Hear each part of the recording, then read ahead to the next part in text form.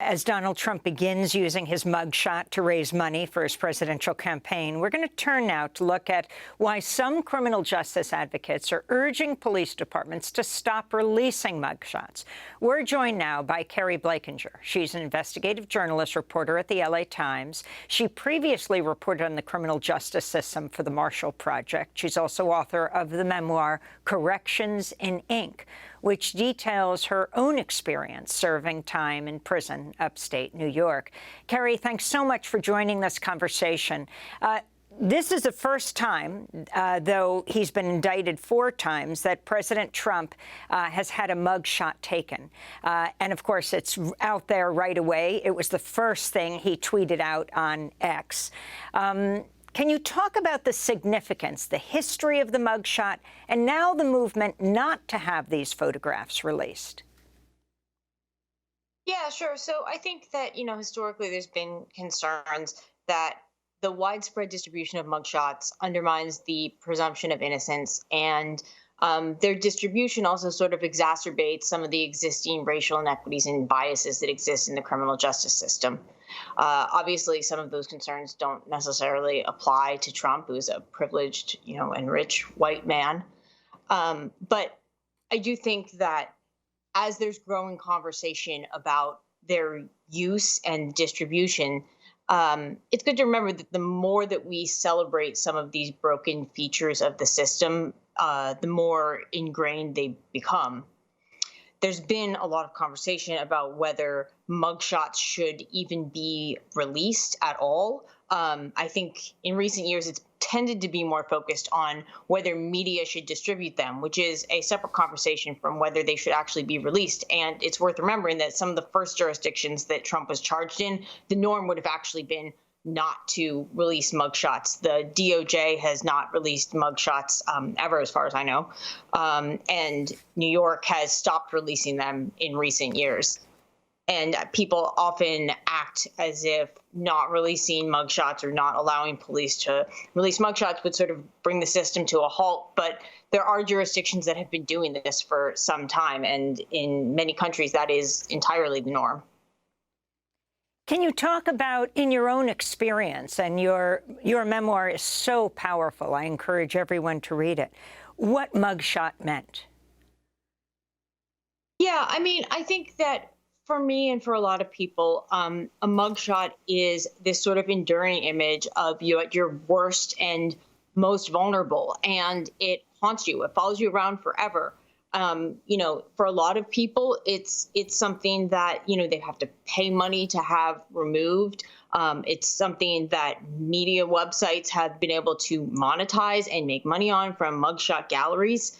And it's really quite something to see the way in which Trump has sort of turned that on its head by, we all know this is going to end up being used for quite some time in fundraising emails. So I think, if anything, the distribution of this mugshot and the way in which it's being used shows exactly how broken the system is in even having these be available for distribution in the first place. I wanted to bring Carol Anderson back into this conversation. Professor Anderson at Emory, the use of mugshots and how it's been used, but also the reverse of that. For example, John Lewis, his mugshot became famous, a symbol of what he was willing to risk to fight for voting rights in this country. Right. And so we also have the mugshot of Martin Luther King in Montgomery. And so that mugshot was designed to try to show that the fight for civil rights was criminal, that these were criminals. And so it was flipping the issue of criminality, which was one of the key elements of the civil rights struggle, one of the key strategies of the civil rights struggle, of flipping the sense of criminality, of Black criminality on its head and saying, no, what we're fighting for is American democracy. You get the inverse with Trump, though, because it's always so perverted is not the word, but it is always so Kafkaesque in that what you're seeing is not what it really is. In the struggle for civil rights, though, it was really about how do we fight for American democracy? How do we change the narrative of who Black people are in this nation. And so much of what we saw with the thing of the stolen election was trying to reify that the stolen election was because Black people voted, because they're not legitimate. And so that there's that long strand of dealing with issues of Black citizenship, Black legality. And the mugshot was a key element in that. Another key element in that was the way that down in Georgia, in Quitman, Georgia, where Black people had used absentee ballots to be able to have Black people get on the school board. Their mugshots were used because Brian Kemp had charged them. He had led the GBI to charge them with voter fraud. There was no voter fraud, but their pictures, their mugshots were used on the front page of the newspaper as a symbol of Black criminality, Black theft of elections, Black theft of democracy. And so the mugshots have these various ways of being deployed to send a signal, to craft a narrative, or to reinforce a narrative. I wanted to go from mugshots to bail. Keri Blakinger, you also recently wrote on social media, when I got arrested for drug possession in 2010, it was considered such a serious offense, I was not eligible for bail. While that someone accused of interfering with an election can get $200,000 bail, clearly very different cases, but says a lot about our criminal justice priorities. Talk about this.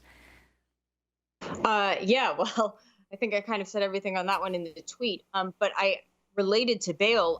One of the prior guests you had on had mentioned that after his arrest, Trump was treated like any other defendant in terms of the booking process. And that sort of made me think about, I mean, if that were true, I think if he were treated like any other defendant, he would have been given a bail amount he couldn't afford and left to die in a filthy cell, because that is what happens in the Fulton County jails. They're particularly notorious jails. And I think that this relates to both the issues of bail that I, alluded to in that tweet, and also just the general conditions of confinement that a lot of people face behind bars. I also wanted to ask you about that issue as you're talking about the notorious Fulton County jail and the conditions in jails. We also saw this with Sam Bankman-Fried, who was just remanded into custody, can no longer be under house arrest until his trial, and was objecting to being put in the jail in New York City. And the judge saying something like, yes, I admit it's not a five-star facility. But all of a sudden, the interest in conditions in jails, when the far-right Republicans like Marjorie Taylor Greene, deeply concerned about the jail in D.C. where so many of the insurrectionists were put. I mean, I think progressives are very concerned and grateful that attention is being brought to these issues. But can you talk about the hypocrisy in this? Yeah, first of all, I think it's really frustrating to me when people make comments, to the effect of that this is, not a five-star hotel. Like, of course it's not. And I think that really, I think that sort of flip commentary really minimizes how bad the conditions are in many jails and prisons. I'm covering the Los Angeles County Sheriff's Department and jails there. And I read on a regular basis about some extremely appalling conditions that just regular people end up in. And, it doesn't often make the news, or certainly doesn't make the news as much as it should. But, people are routinely being booked in and, brought to the inmate processing center there and, left in cells that are covered in urine and feces and left to sleep on floors with no mattress and no blankets, and they're using trash bags for warmth. And these are the conditions that many people face. And I think it's great if this whole situation ends up resulting in people on both sides of the aisle thinking more about bad jail and prison conditions and ways to actually solve that problem.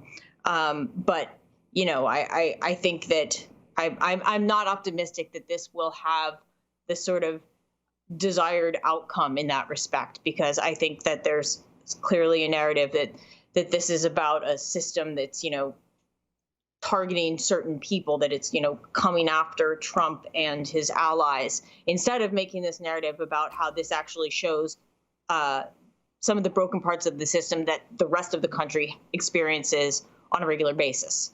Well, I want to thank you all for being with us, and let's not forget it was LaShawn Thompson who died in September after a 3-month stay in the Fulton County Jail. His family said he was eaten alive by bedbugs. Keri Blakinger, we thank you so much for being with us, reporter at the Los Angeles Times, author of the incredible memoir, Corrections in Ink. Carol Anderson, professor of African-American Studies at Emory University. Read all of her books. And Hugo Lowell, reporter at The Guardian. Both Professor Anderson and Hugo Lowell speaking to us from Atlanta.